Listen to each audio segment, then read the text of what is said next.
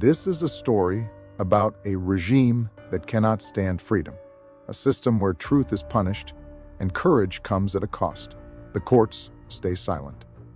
The media kneel. The young leave, never looking back. The people rise, peacefully, with dignity, carrying only one message: enough is enough. And then, they rise too. Đoković, Vidić, Bodirogu, Obradović. They stand with the people, without fear, without gain, only for the truth. The regime responds with force, puts them on a pillar of shame. Not because they were guilty, but because they were free. And that is why this story will be remembered as a great disgrace.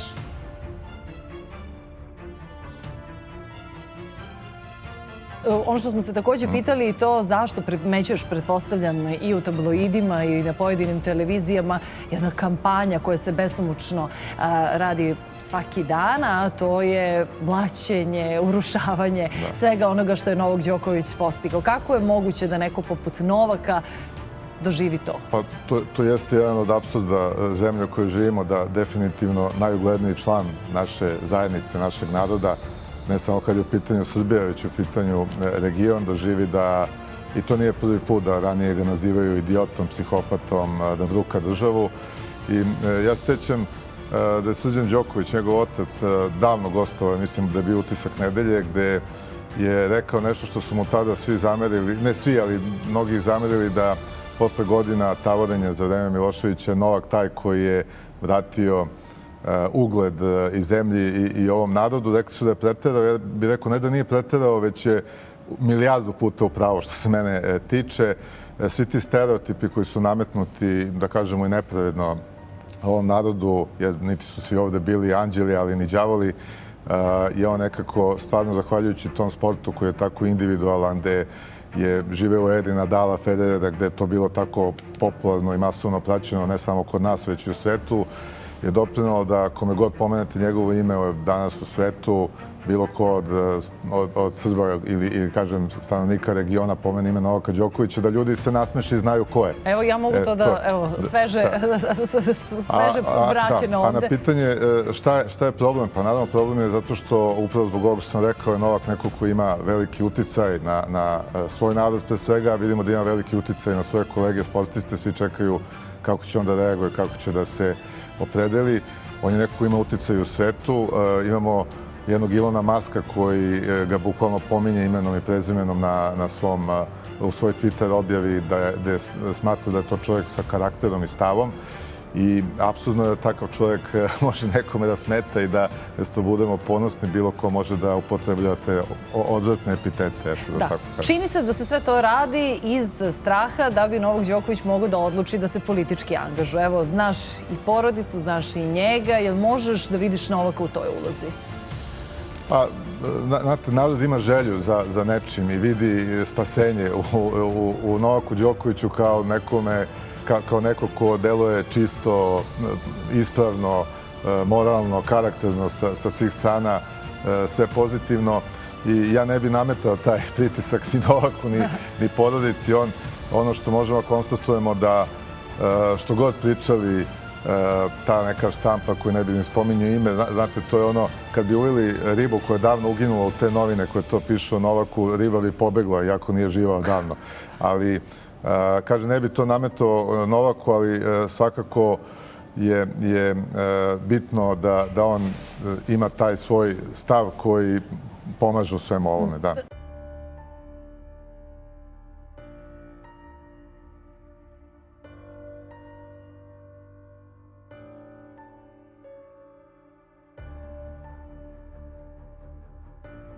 They lifted flags.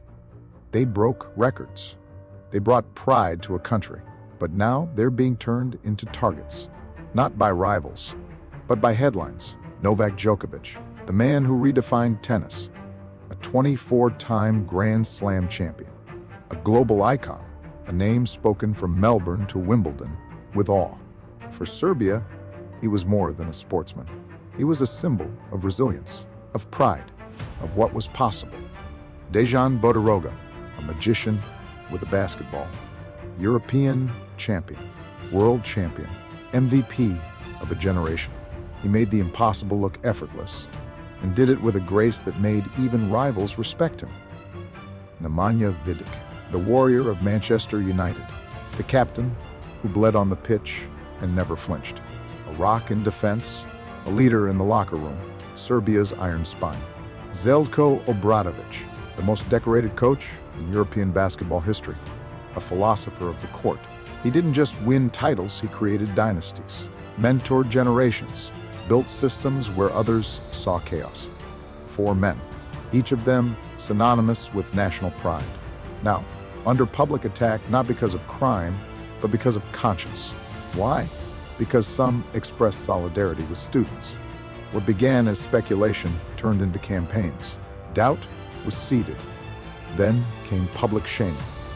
What's alarming? Many of these stories come from tabloids with known political affiliations, often the same outlets that once celebrated these athletes. But in today's climate, admiration is conditional. One wrong word or no word at all and support vanishes. Obradović said, Partizan is not a state project. Ja apelujem na ljude iz mog kluba da izađu sa podacima i da se vidi tačno, crno na belo, kako smo mi to državni projekat i kako sam ja to kao trener državni projekat. Neka izađe slobodno, neko ne kaže. Znači, to je najveća laž koja je ikada izgovorena. For that online backlash followed. And Vidić? He entered the Football Association with a call for reform. It was met not with discussion, but with personal attacks. Pristup informacijama koliko se novca troši u Savezu. Došao sam do podatka da je u zadnje 2 godine na selektora i njegov stručni štab potrošeno 16 miliona eura. To je 8 miliona eura godišnje. I moje pitanje je da li je to u redu trošiti na taj način novac. Even Bodirogu's silence became a statement. When Belgrade didn't host a basketball event, fingers pointed. No evidence, just outrage. This story isn't just about sport. It's about influence, control, and the cost of integrity. But here's what can't be controlled memory. Because for many, these men are more than athletes. They are part of identity. They are chapters of a nation's dignity. And now, they are reminders. This is the first part of their story. What comes next may depend not on governments, but on people. To those who stood tall, we remember. They thought silence would be easy to buy. That applause could be expected. That loyalty could be managed. But not everyone plays by the script. In recent months, students across Serbia have taken to the streets in growing numbers, demanding justice, accountability, and real institutional change. Their protests have become a symbol of civil courage, peaceful, determined, and impossible to ignore. Novaka Đokovića, without fanfare or agenda, expressed support for these students. A simple post, a gesture of solidarity. One world-class athlete standing quietly beside the future of his country. Moja podrška je uvijek ide mladim ljudima, studentima i ja se trudim da budem dobar ambasador Srbije u svetu i to dugi niz godina. Ali eto, kada se neke takve stvari dešavaju, takve tragedije, kao Vidlika, Novi Sad, sve ovo što se događalo posle nekoliko godina, onda je stvarno sve ostalo, uključujući i sport i ovo što ja radim, pada u senku, mislim, nevažno. Novaka Đoković's social media post, quiet, dignified, in support, a gesture of humanity. And then the backlash. Đoković sides with protesters. Is Noel being manipulated? And Obradović, a coach focused solely on sport. His statement, Partizan is not a political club, sparked an online storm. His words were twisted, debated, politicized. Dejana Bodirogu did not stay silent. He publicly expressed support for the student protests, standing with those who dared to speak truth to power. And for that, he became a target, not because of any offense, but because of his influence, his integrity. Mnogo sam srećan što sam ovdje i tu smo da podržimo ove divne studente, našu decu, junake, tako da tu smo. And Vidić, his desire to address issues in Serbian football brought scrutiny. He asked for reform. He got resentment. Ja sam oduševljen tom mlađom generacijom i ja sam ubeđen da njihovo vreme dolazi i da da će nam dolazi neka nova budućnost i mislim da smo zbog toga svi puni neke emocije i empatije prema njima i da se nadamo da dolazi bolje vreme za naše generacije. None of these men asked to be political, yet they were pulled into a vortex of reaction. The same voices that once praised them now turned the volume against them. But this isn't just about athletes. It's about a society asking itself who controls the narrative. Who decides what's acceptable? Control, obedience, image. But in resisting that pressure, even silently, these athletes sparked something unexpected. They became more than players, more than champions. They became reminders of a time when truth didn't need permission. What happens when power loses control of the story? When carefully managed narratives start to crack and genuine voices rise to the surface? That's when the tone shifts from denial to desperation. In some tabloids, coverage of Novaka Đokovića multiplied in days. Speculation replaced journalism. Criticism replaced celebration. One headline questioned his patriotism. Another claimed he was misled. No direct accusations, just implications. Bodirogu's support twisted into provocation. When Belgrade didn't host the EuroLeague Final Four, his name was inserted into the disappointment. No source, just frustration. Obradović remained focused on coaching. But his neutrality was dissected. On talk shows, in tabloids, even in post-game pressers. And Vidic? He questioned the state of football. And suddenly, his loyalty was questioned. Online, something else happened. Parody pages mocked headlines. Social media replayed talk show sound bites with satire. Young people weren't angry, they were laughing. In a country known for its humor and endurance, satire became a shield. It was no longer about defending athletes. It was about defending logic. These athletes didn't organize movements. They didn't start protests.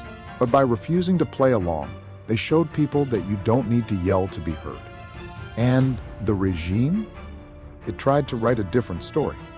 But people were already turning the page. You can mute a voice, you can pressure a headline, but you can't stop the ripple when it turns into a wave. That's what these athletes unknowingly started a movement, not of slogans, but of awareness. When Željka Obradovića returned to coach after days of online heat, he said nothing about the noise. He focused on the game. The crowd, however, did the talking with applause that drowned out the doubt. They attacked his silence, but that silence held more dignity than 1,000 editorials. It's what regimes fear most, that people will remember who truly stood with them, even in silence. The headlines kept coming, but the responses changed. Fewer believed, more questioned. Even satirical pages joined in mocking clickbait, with memes that traveled further than the original outrage. In trying to erase them, they etched them deeper into public memory. This wasn't a campaign, it was a current, one that moved through playgrounds, schools, fan pages. No leaders, no sponsors, just recognition, quiet rebellion, one name at a time. And still, they never shouted back. No defensive interviews, no dramatic statements, only composure.